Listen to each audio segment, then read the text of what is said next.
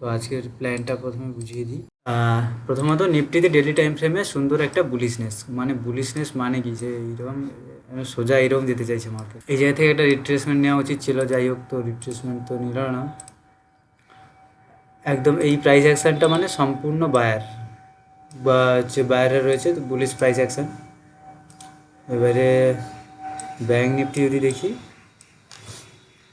Bank নিফটিও সম্পূর্ণ bullish price action, বায়াররাই শুধু রয়েছে মার্কেটে। ওকে, তো এবারে ডেলি টাইম ফ্রেমে আমাদের প্ল্যান এটাই হবে। সেলিংয়ের প্ল্যান এখন রাখছি না। সেলিংয়ের মার্কেট এই জায়গায় সামথিং কোথাও হয়তো ওপেন হবে, মানে একটু গ্যাপ ডাউনই ওপেন হবে। তো দেখা যাক যেখানে ওপেন হয় হবে। 26,245, 26, ও সিট, গ্যাপ আপ 245, মানে এই জায়গাতে ওপেন হচ্ছে। তো আপাতত এই জায়গাতে যদি ওপেন হয়, আপাতত কিছু ডিসিশান বানাতে পারছি না। যদি এসে এখানে সাপোর্ট নেওয়ার চেষ্টা করে, তারপরে যাওয়ার চেষ্টা করে, তখন একটা দেখব। এইসব জায়গাতে কিছুই ডিসিশান বানাতে পারছি না আমি। আর নিফটি, ব্যাঙ্ক নিফটিতেও সেম জিনিস, যে কারণ হেভি বায়াররা যে আছে এইসব জায়গায়, তো এগুলো ব্রেক করে যদি আসার চেষ্টা করে, তাহলে দেখব যে হ্যাঁ, এইসব বায়ারদের স্টপ লস যে পড়ে আছে সেগুলো হিট করবে, তারপর যাবে। কিন্তু বায়াররা খুবই স্ট্রং, এইসব বায়াররা খুবই স্ট্রং। তো একমাত্র সেলার এখানে আছে, যাদের স্টপ লস মার্কেট নিতে পারবে। এবারে হেভি সেলার তো আছে নিফটি বা এই যে সেলিংটা হয়েছে, নতুন সেলার তো আছে। এবার হতে পারে মার্কেট আজকে এখানে এরকম করবে, এবার সেলারকে আহ্বান করবে, তারপর উপরে যাবে। এবারে হতে পারে সত্যিকারে মার্কেট ডাউনফল করলো, সেটাও হতে পারে। তো খুলুক, এবারে দেখছি। আজকে একটু দেখতে হবে, কারণ মার্কেট এমন একটা জায়গাতে না, ফার্স্ট আওয়ারে আমরা যেরকম সবসময় ট্রেড বানিয়ে নিই, আজকে সেরকম না পেলেও পেতে পারি।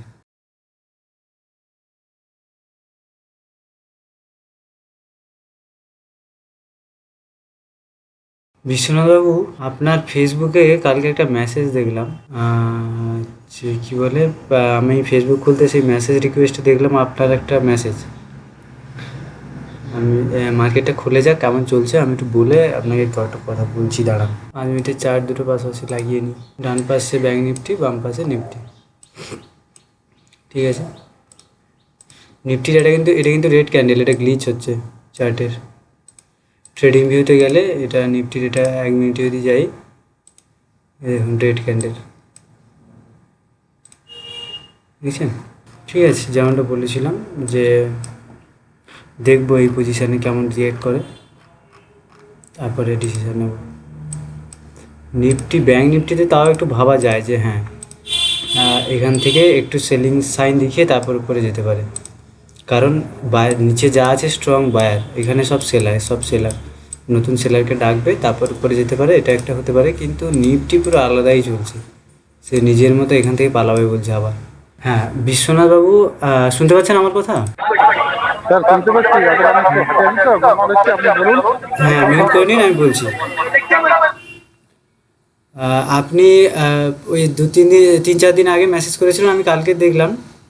তো মেসেজটা ছিল যে আমি আজকে 2,000 লস করে গেছি। এবারে আমাকে বলুন, আর যেইভাবে রিস্ক ম্যানেজমেন্ট করতে বলেছিলাম, যেইভাবে মানি ম্যানেজমেন্ট করতে বলেছিলাম, তো সেই অনুযায়ী কি 2,000 টাকা আপনার রিস্ক ক্যাপাসিটির মধ্যে আসে? 2,000 টাকা কত পার্সেন্টেজ হচ্ছে আপনার ওভারঅল ক্যাপিটালের উপরে, বলুন? না স্যার, ওটা গ্রোথে করছিলাম তো, গ্রোথে মানে পজিশনটা দেখায়নি, ওরকম পজিশনটা করলে দেখায়নি তো। ঠিক আছে, মিউট করুন বলছি। এবারে আপনি গতকালও যেটা করলেন, গতকালও আপনি কিন্তু ব্যাপারটা পুরো এক কথায় জুয়া যাকে বলে সেরকমই করলেন। আপনি আপনার যে রিস্ক রিওয়ার্ড অনুযায়ী আপনি সেই জায়গা পর্যন্ত থাকেনই। আপনার আগে লস হয়েছে, তাই জন্য সেই ভয়ে কোনো রকম একটু প্রফিট দেখা মাত্র আপনি বেরিয়ে এসছেন 2-3 লট নিয়ে। ওইরকম করলে কিন্তু জীবনে হবে না। আমি প্রথম থেকেই বলে আসছি, এখানে ডিসিপ্লিন, নাহলে জীবনে হবে না। খুব দূর থেকে মনে হবে ডিসিপ্লিন থাকা খুব ইজি, ও আমি তো এইটা করবো এরকম করবো, হয়ে যাবে। অ্যাকচুয়াল মার্কেটে এলে তখনই বোঝা যায়।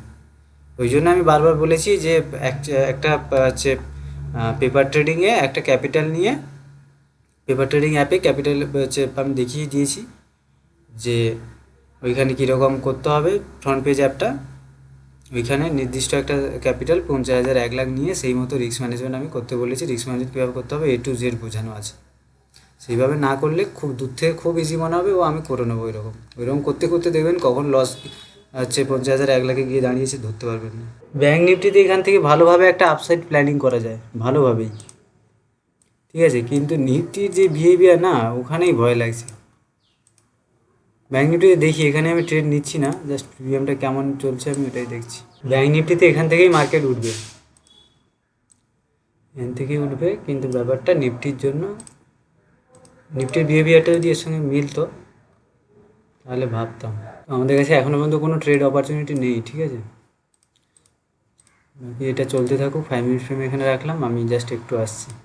অপরচুনিটি আমি মোবাইল থেকে দেখছি, মানে একটু বাইরে যাচ্ছি 2-5 মিনিটের জন্য। ফোন থেকে দেখছি, যদি কোনো অপরচুনিটি আসে আমি সঙ্গে সঙ্গে সিস্টেমে চলে আসছি। আচ্ছা, তো ব্যাঙ্ক নিফটি যে বুলিশ ক্যান্ডেলটা তৈরি করেছে না, এখান থেকে কিন্তু একটা অপরচুনিটি আছে, কিন্তু নিফটির জন্য একটু ওয়েট করে যাবো আর একটু। নিফটিতে একটা প্ল্যানিং করছি, ঠিক আছে। 26,250 কল বাই করব, তবে একদম লো কোয়ান্টিটি, কারণ বলছি যে মার্কেট এখন খুবই রিস্কি জায়গায়, একদম লো কোয়ান্টিটি।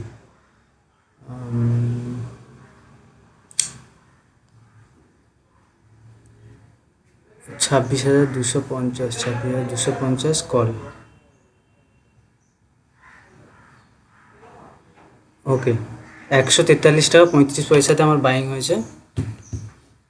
143 টাকা 35 পয়সা, 30-এ রাখ দিলাম। তো অ্যাটলিস্ট 10 পয়েন্ট মতো স্টপ লস, আর ফার্স্টে 10 পয়েন্ট দেখবো টার্গেট, তারপরে 20 পয়েন্ট। তো দাগ দিয়ে নিই আমি সব, ঠিক আছে। যেহেতু কোয়ান্টিটি লো আছে না, তো পুরো 20 পয়েন্টেরই টার্গেট আমরা দেখবো, 10 পয়েন্টে দেখবো না, ঠিক আছে। স্টপ লস গেলে আমাদের যাবে, কোনো অসুবিধা নেই, কোয়ান্টিটি একদমই লো।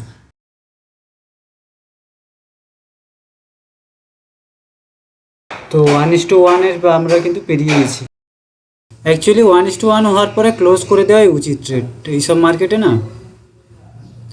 তাও আমরা ওয়েট করবো, যেহেতু কোয়ান্টিটি আমার একদমই লো, তো 1:2 জন্য ওয়েট করব।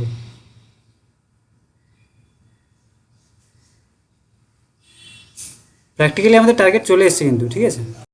চলুন এইখানে সামও আমি বুক করে নিচ্ছি। এক্সিট কততে এক্সিট হলো আমার? 158 টাকা 25 পয়সা, 158 টাকা 25 পয়সা।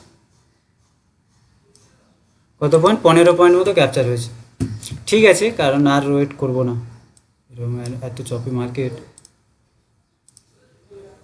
ঠিক আছে, 15 পয়েন্ট মতো ক্যাপচার হয়েছে নিফটিতে, ঠিক আছে। দেখলেন কেমনভাবে এক্সিকিউশনটা করলাম, ওয়েট করলাম, ওয়েট করে ধীরে ধীরে কোন জায়গাতে উচিত হবে কোন জায়গাতে উচিত হবে না মোটামুটি বোঝা গেছে যে কেন ওয়েট করলাম, কেন ব্যাঙ্ক নিফটিতে নিলাম না, কেন নিফটিতে এসছি। ঠিক আছে, সবাইকে টাটা, আবার দেখা হচ্ছে আগামী সপ্তাহে। আবার লাইভ ট্রেডিং কখন হবে আমি আপডেট করে দেবো। দাদা দুটো রেকর্ডিং দিয়ে দাও। ঠিক আছে, ঠিক আছে, আমি রেকর্ডিংটা আপলোড করে দেবো। ঠিক আছে, তাহলে টাটা সবাইকে।